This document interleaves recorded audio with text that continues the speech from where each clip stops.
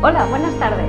Os voy a presentar una casa de 4 habitaciones, 2 cuartos de baño, un balcón con vistas a la calle. ¿Pasad? ¿Estáis en casa?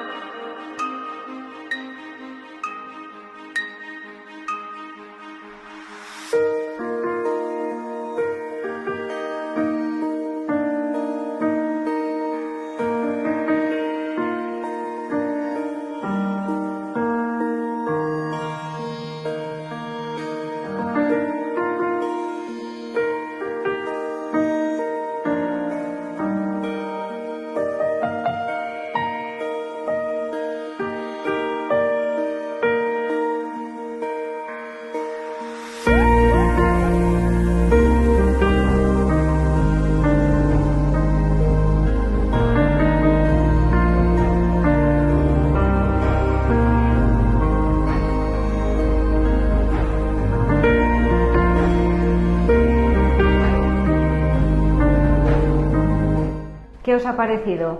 ¿Eso no es bonito? Le falta un poquito de actualización, 4 detalles, lo convertiréis en vuestro nuevo hogar. Bueno, ha sido un placer. Espero veros pronto. Hasta luego, familia.